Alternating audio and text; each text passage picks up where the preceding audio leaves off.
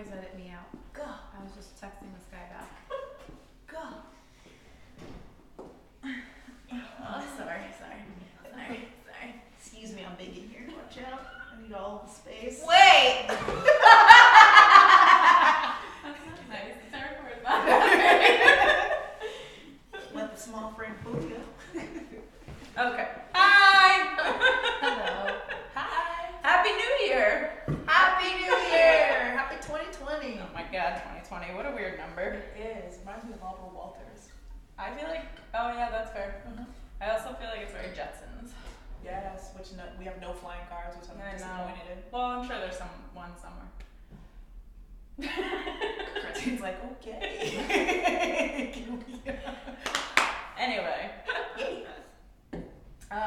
Francine, why don't you tell us about what we're going to talk about today? Okay.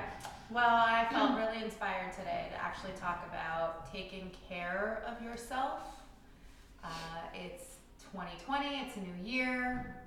Even though we're not necessarily into making New Year's resolutions, I know many people, including myself, are thinking about what kinds of intentions or spirits they want to bring into the new year. And I really wanted to focus on taking care of oneself because I know I need to do that a little bit more. Yes, she does. Yes. Very much so. We actually like Birds of a feather. Yes. Well, we have to take care of ourselves too, but we yelled at her about it, so she's In really a nice been on way. it. In a nice way. In a nice, loving way. Friendship, you just make Yes. sure. That's fair. It was nice and loving, yes. But as somebody who is focused on managing two businesses and also focused on managing a 9-year-old and a household and a marriage and her own fitness, there's a lot going on in my life. And so we laugh about it, but a whole year went by before I realized I had to cut my hair at like some point towards the end of last year. I actually went to get my eyebrows done the other day and realized it had been like 3 months, and I swore it had only been a month since I had last seen the technician. So taking care of self. There's a whole spectrum of what it means to take care of oneself, and so obviously I'm focusing on a lot of the little things because I'm that kind of person who lets the little things go. And I like to talk a lot about consistency and small things and small practices making habits, which then make big behaviors in our lives. And so it's really important for me to walk the walk. And in this case, it is doing things like my grooming, doing things like making sure that I take time for myself every day. It's something that I started doing probably around April, May of last year, but I wake up 2 hours ahead of everyone else in the household. My husband comes home from his crazy job in the middle of the night.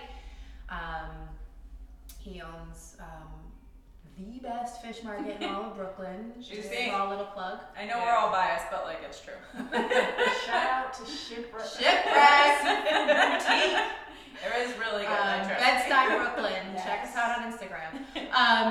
But he comes home and he showers and goes to sleep, and then I've got 2 hours before my kid wakes up, and I made a commitment to self that I was going to use those 2 hours to make myself breakfast, to do household things like laundry and cleaning, and to do some of the bookkeeping and a lot of admin stuff. But it's 2 hours where I am uninterrupted.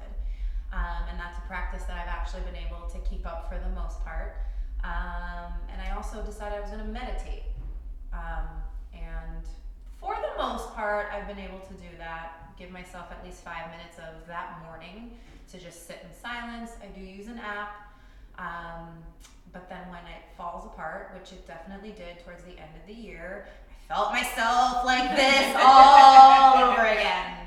I felt it too. We all felt it. Everybody feels it around me, Yep. especially my 9-year-old. Well, I think that's the whole point of self-care, and like, I preach this all the time. We all are, this is kind of like what we're talking about, is like there is this level of selfishness that we all have to have, and we don't mean selfish in a mean or a bad way. We mean it in a way that's like, you have to take care of you, because if you don't take care of you, the rest of the ship doesn't function, right? And like, I know everyone uses this, what is it, a metaphor or whatever, but like, You can't give from an empty cup. sure, but I was gonna say the airplane, the airplane mask, you put it on yourself first. What? Before your friend, Yes. before your kid, before your friend. And what were you I saying? know. Wait. You can't give from an empty cup. Okay. Okay, That's it's fair. true. Yeah. You can't give from an empty cup. You can't give it. That would be a metaphor, yes. And that would be an example or analogy. Safety practices on airplanes. Same shit, different, different title. Anyway, but so yes, so we all need to have a level of selfishness, taking care of our own selves and what keeps us sane, if that's the word we want to use. And so, Francine's using her example of she wasn't able to get her meditations in, and some of her habits and consistencies were falling to the wayside, and so she felt what that does, right? And it does, it affects the people around you. My thing, and they know it, if I don't get my workouts in, trust me, Hulk wants to smash, right? Hulk wants to smash. Because, and we'll talk about this a little more, but like for me, working out really is a form of therapy. It really is a way for me to take my time. It's my time. If you look at my calendar, and I can like post it, maybe I should post a picture one day of my actual calendar, but client, workout, lunch, client, right? Me too. It's right? scheduled It's right scheduled in. And so, yes, the working out aspect of it is important, like movement. Obviously, this is what we all do for a living. But it's so much more for me. It's my time. It's habit. It's consistency. It keeps me going. And so, we were talking about the last couple weeks of January. People are away. The schedules change. We were doing end of year stuff for the business. Then January shows up and you think it's going to be right back to normal, and it's not. If anything, like, no offense to y'all, I fucking hate January. Because it's a matter of like figuring it all out again and getting people back into consistency and back into schedule. And yes, that is part of our job. Yes. We are here to help everybody do that. At the same time, it takes a toll on us too. Right. Well, because you can't give from an empty cup. You can't give from that empty cup. See, you can't. So yeah, take care of yourself. That's where we wanted to go with this. So we all kind of make pledges, not resolutions, more like intentions for the year.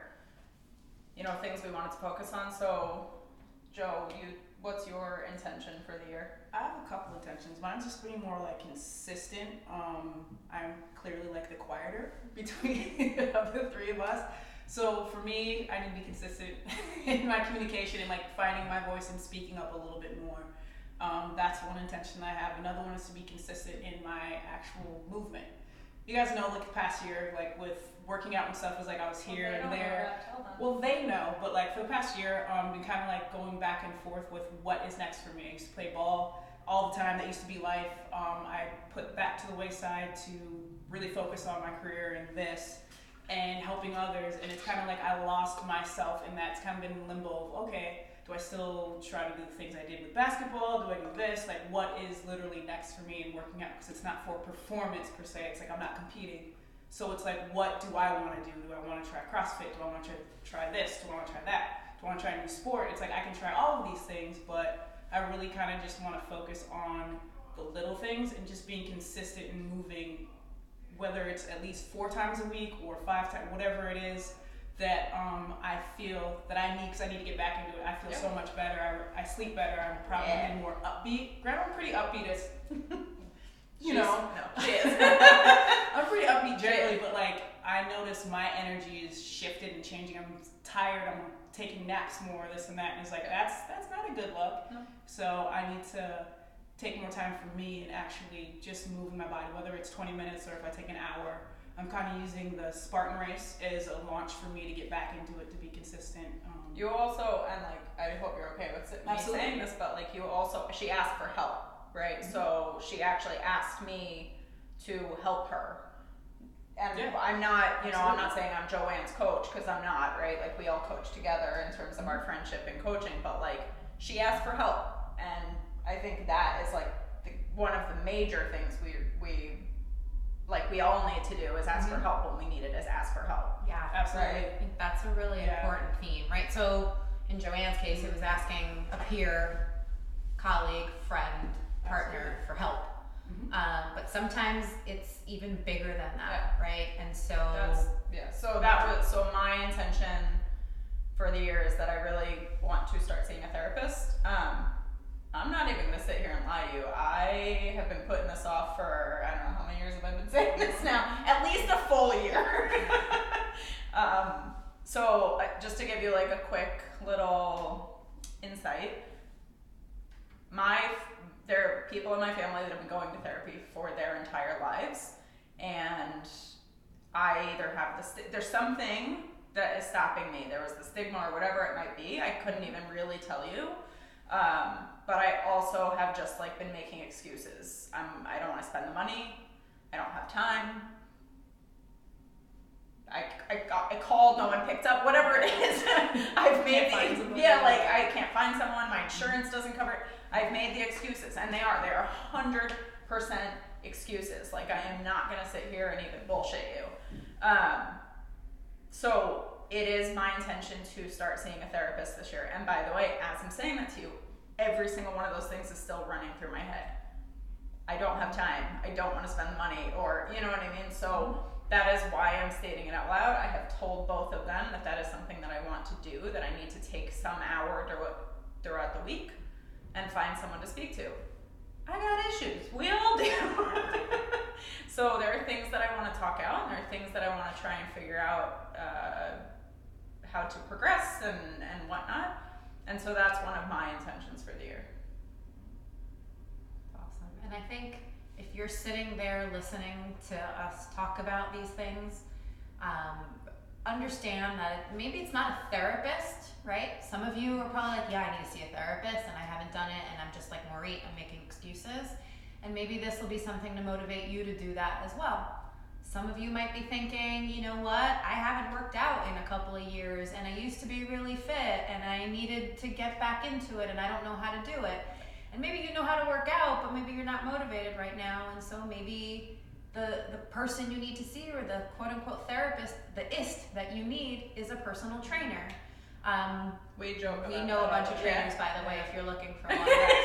Plug Form Fitness. But we joke about it because like personal trainers kind of are therapists in a way. Yes.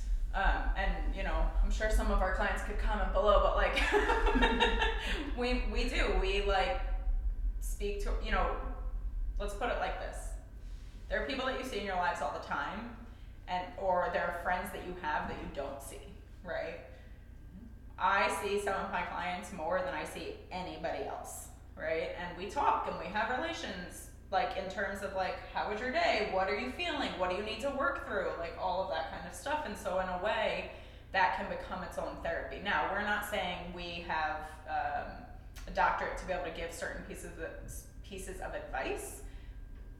And we, by the way, us specifically, I'm not saying all trainers in the world, but like we refer out. I have had multiple conversations with clients about how it's time for them to find someone that can help them with the issues at hand. I can only do so much, right? We have a scope of practice, but there is, again, like I said before, there is a sense that like working out and personal training can be a form of therapy. Absolutely, and an important part of the puzzle. Your ist might not be a personal trainer. Your ist might be a nutritionist. Maybe your biggest issue is food and your relationship to it, because food's never the problem.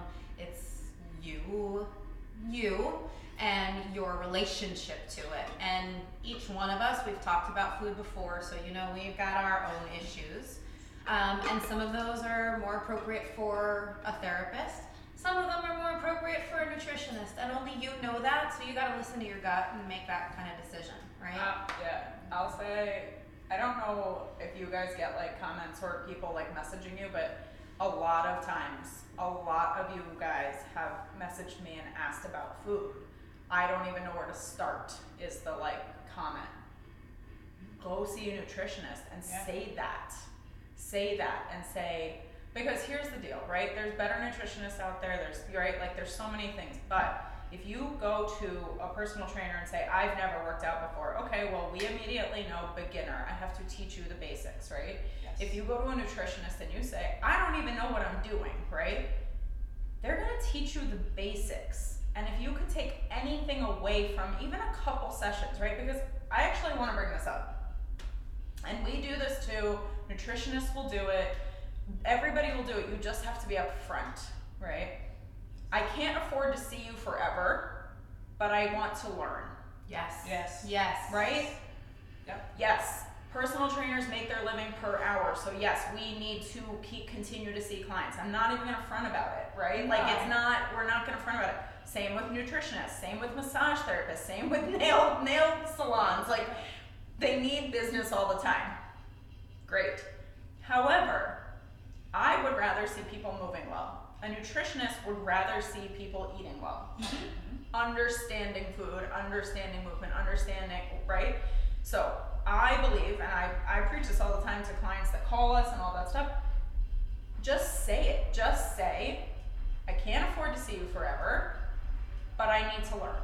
I respect that. Totally 100%. respect that and understand And that. if you tell me you can only see me twice, I know exactly what I'm gonna do for those 2 Yes, hours absolutely. with you. Or maybe, So that you can walk out of here feeling good about the 2 hours that you could afford to Right. spend with me and have a practice or something to take with you right. as you move forward. 100%. And a nutritionist can do the same thing. A massage therapist can do the same thing. Exactly. A therapist, a psychotherapist can do the same thing. Yes. So it really is about little steps, taking little things, and whatever resources you have, you can make use of them and you can leverage the shit out of them. Right, so so maybe with certain, one of those topics or one of those people, maybe sometimes you have to like make an investment, right? But maybe the investment is only like a 10 sessions with a therapist or a personal trainer or whatever it is, right? But if you say it up front, we will take those 10 hours and teach you, right? So I understand that if I went to therapy once, I'm probably not gonna be fixed, right? No. You get that, I get that. However, if I go to a nutritionist and say, I can spend 2 sessions with you. Can you please teach me the basics of what will maybe help me eat better?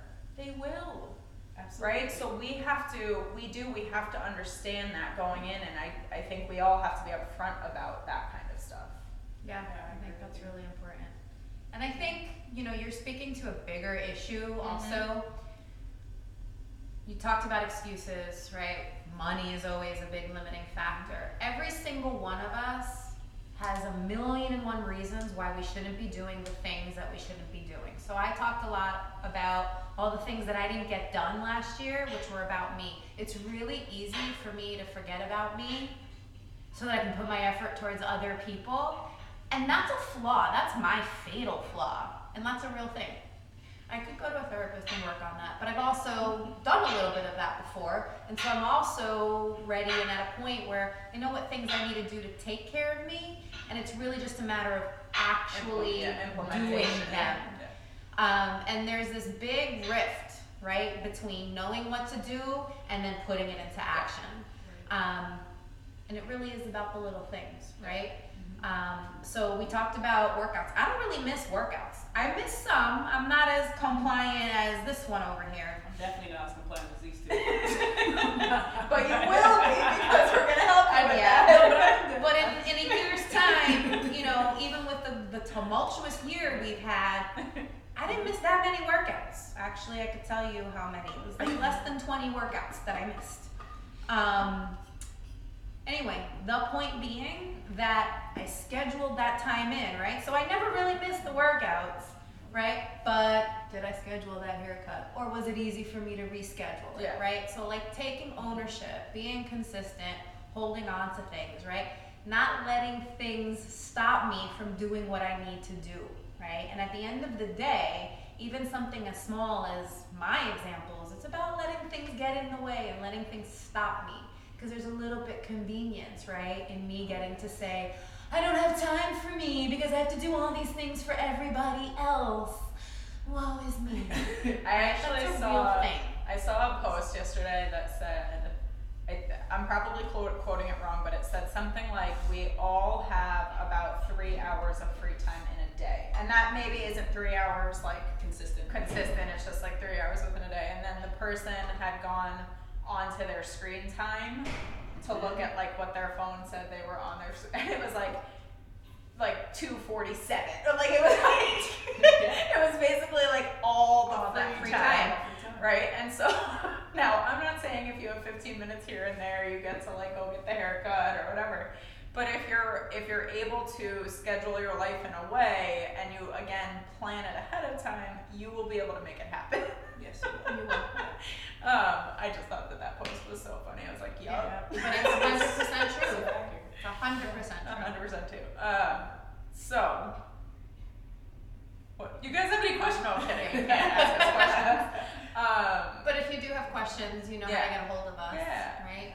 So comment, DM, all of the above. We respond. I think just as like a closing remark on this particular topic, it's like, again, be a little selfish, take care of you in whatever capacity you need to take care of you, and start with just one thing, right? Start with just one thing. So like, jokingly, but if Francine is like, I didn't get a haircut last year, well, the first thing she needs to do is make a haircut appointment and not let anything get in the way. If Joanne is saying, well, I want to be able to be more consistent in my workouts, she needs to go into her calendar and schedule it in, and nothing gets in the way. For me, I actually did, and I said this right before, I am taking the steps to find a therapist. I had to put money in an account and blah, blah, blah, but I'm taking the steps. And then, maybe in my next video, I'll have called someone. right. And that will be progress. Right, so, it's the implementation. We're setting the bar low there, though. Yeah. I know we said take small steps, but I'm going to hold you to a little slightly higher. Right, I have a higher bar, apparently. But it's about taking the steps and again, pick one thing for you. And let us know if we can help you in any way, shape, or form. I know that we're not, nutritionists and therapists, but we do know people and we're happy to refer and do all of that stuff. So yeah.